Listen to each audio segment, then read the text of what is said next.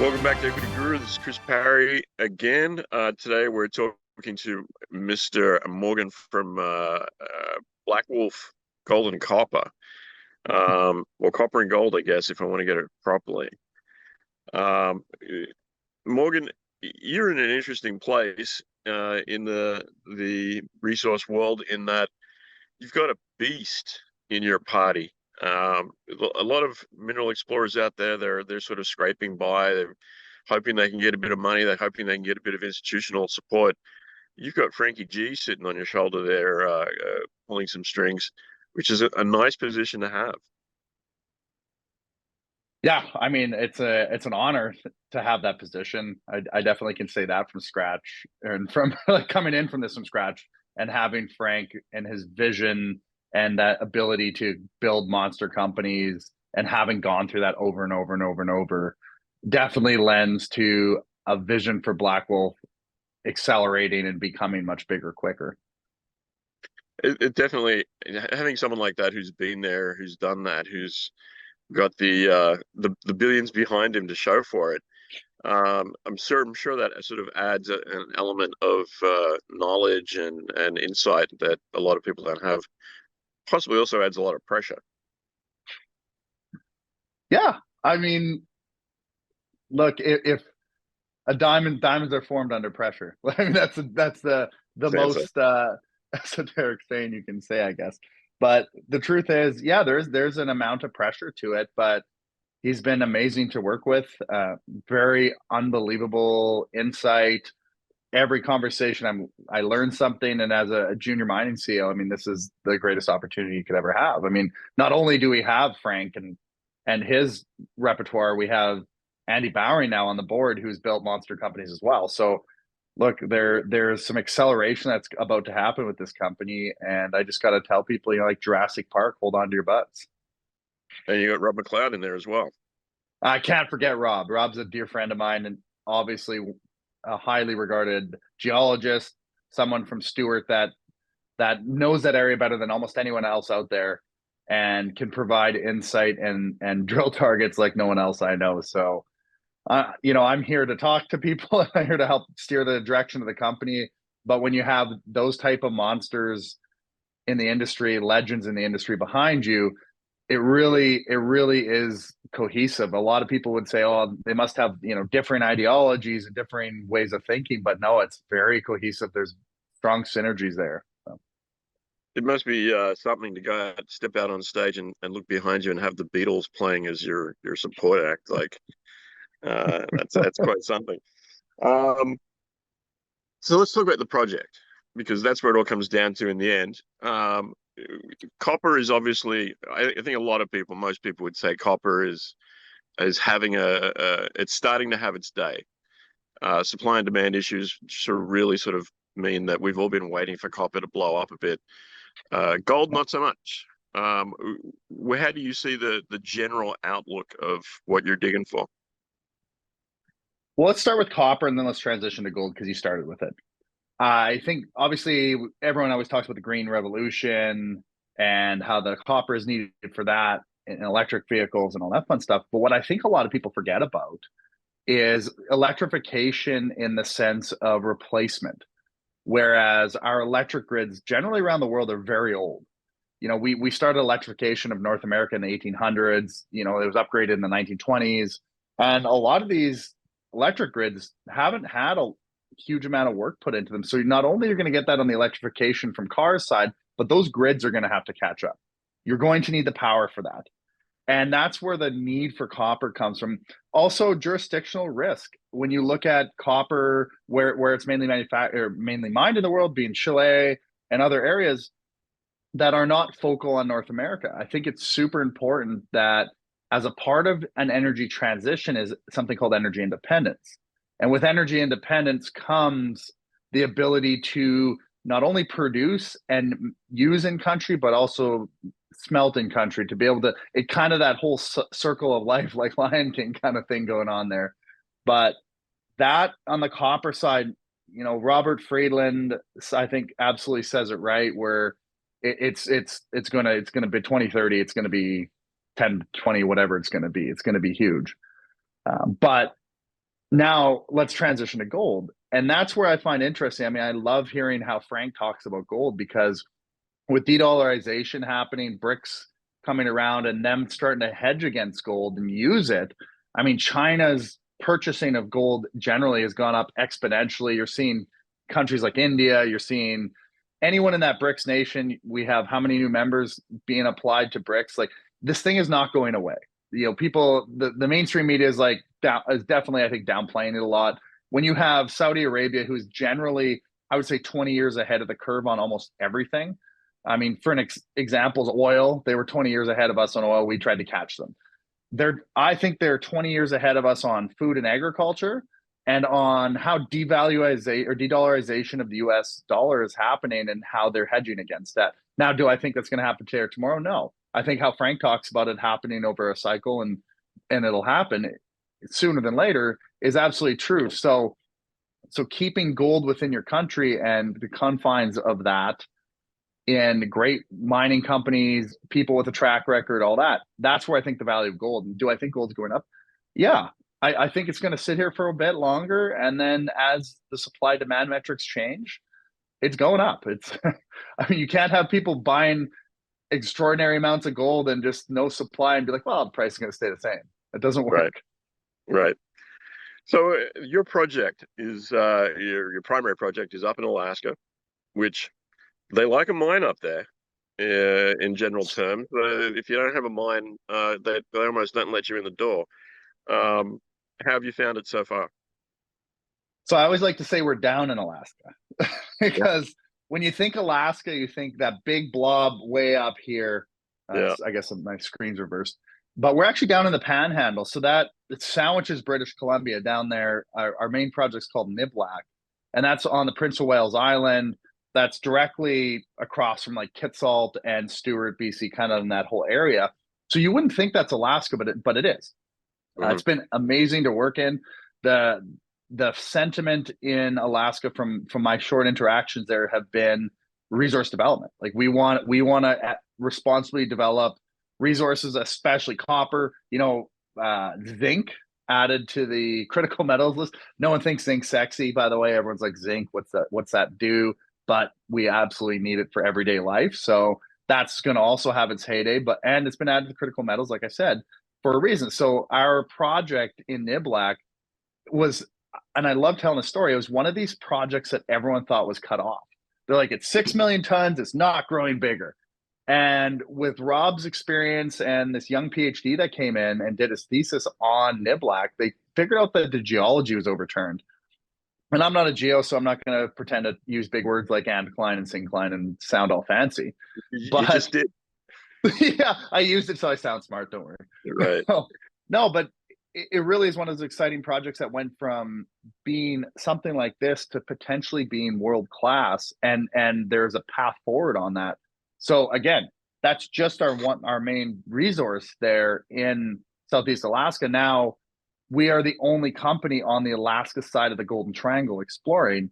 And when you think about the Golden Triangle, you think about Stewart, BC, you think about Hyder, Alaska, which are right next to each other, and there is no one on the other side of that border. When you stand on our project and you look directly out across, you see Ascot's premier mine being redeveloped, and you go, wait a minute, did geology just stop at this border? I don't understand.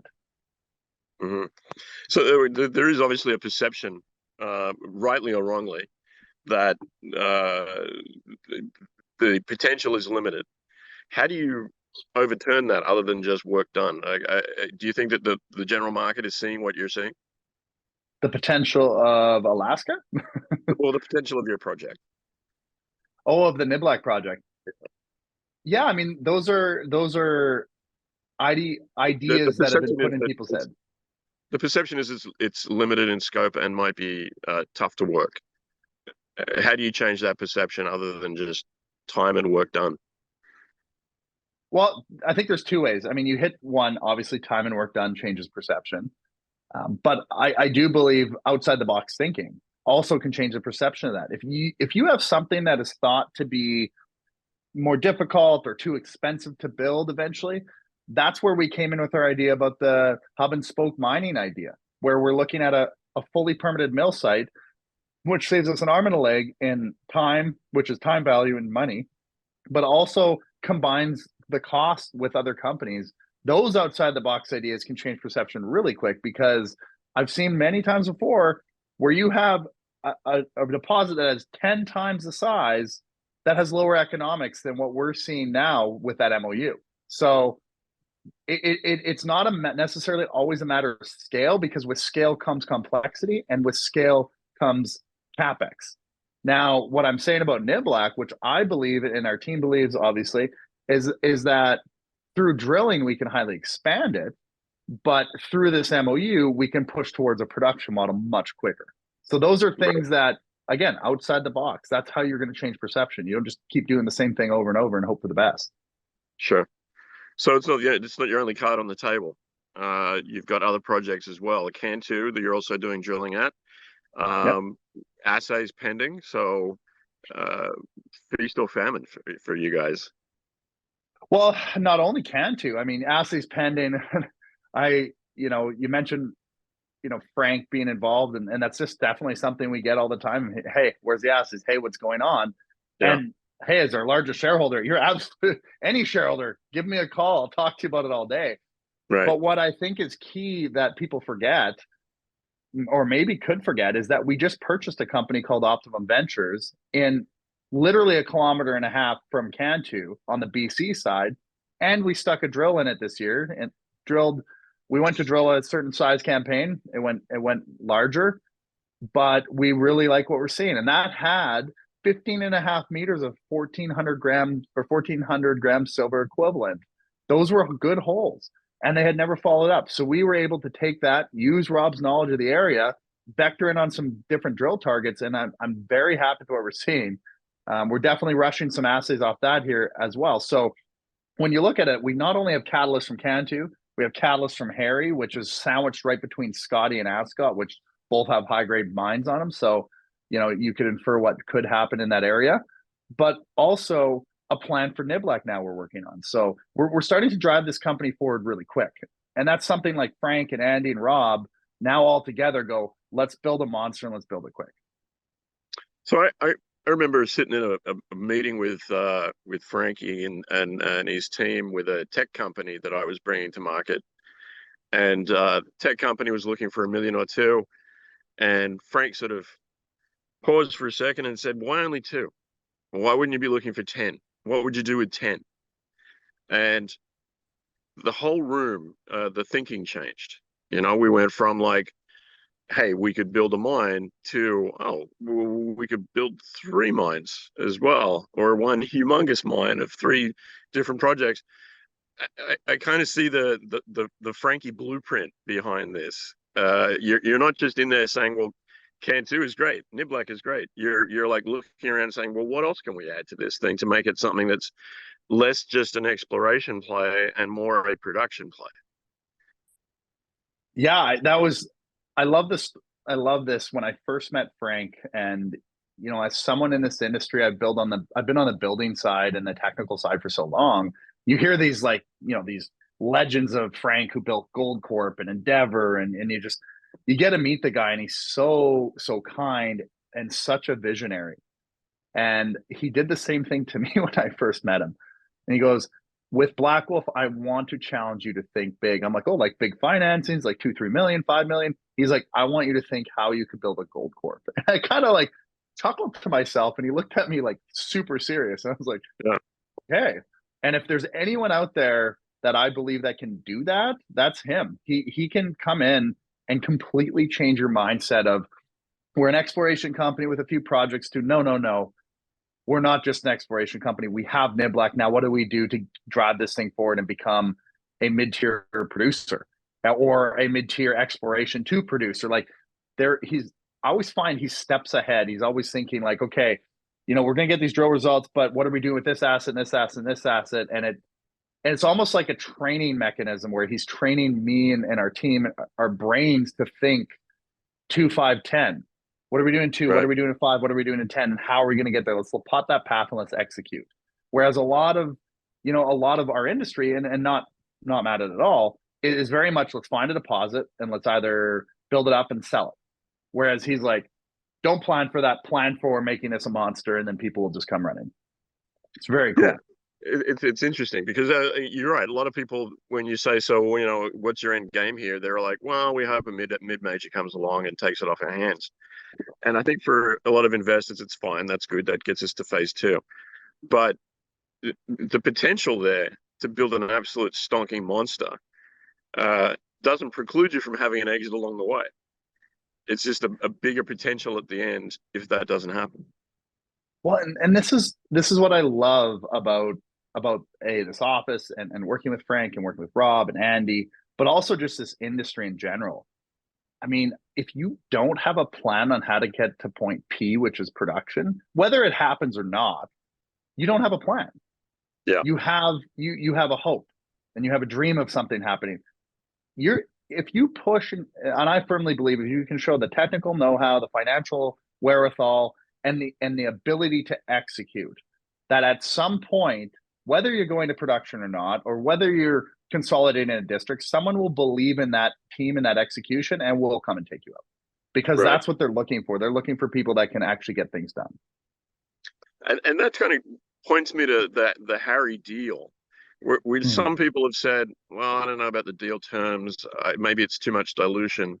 You don't get to that Gold Corp stage without saying, you know what, let's not fuck around with a digit here, a digit there. Let's go get what we need to get to make this a beast. Harry was absolute strategy. And this was an Andy, a Rob, and a Frank. And as I came into it, I joined as well. But this was going, hold on, this is strategically between Ascot and Scotty. They had great results. They're a kilometer and a half from Cantu. And Rob's vision of that area, because he knows the geology so well, he goes, I think there's a bunch of other areas here. And, I hope our assays definitely prove that. And, very confident in what we've been drilling there. But you're right.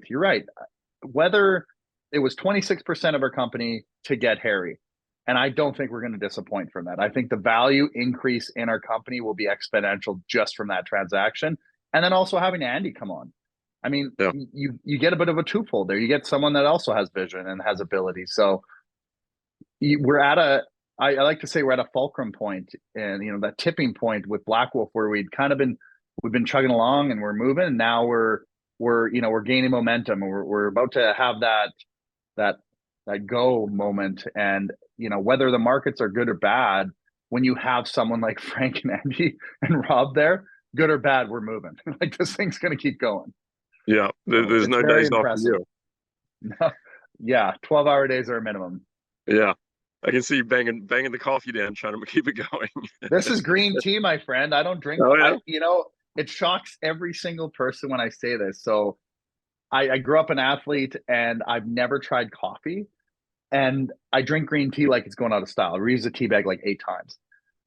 And I wake up within the first 3 minutes, I'm full of energy. I'm ready to go. I wake up excited to be alive. I grew up in a small town in northern BC on a cattle farm area, and we if you didn't wake up full of energy, you probably weren't waking up. Right. Goodness. Well, maybe I'll try that, because I'm on my second cup of coffee at the moment, and it ain't working. So I guess, lastly, what do you think people can look for in the next 2 months, 6 months, 12 months that's really going to point to Blackwolf saying we are achieving exactly what we set out to achieve? And that's a great question, because generally the answer is going to be catalyst. And everyone's like, yeah, okay, you got drilling catalyst. Great. What else? Yeah. So yeah, we have catalysts from Cantu coming, which are our drill results. We have significant also catalysts from Harry. So on the exploration side, we can grow that side of the business very quick, I believe, especially with good results. Now, on the other side of it is we've got this asset Niblack that's expandable, and we haven't done much with it for 2 years, and we're going to change that. And that's something the industry has to look forward to, and shareholders as well. We're going to change what we're doing there, how we look at it. We're going to look at multiple different options that include our group and other groups potentially.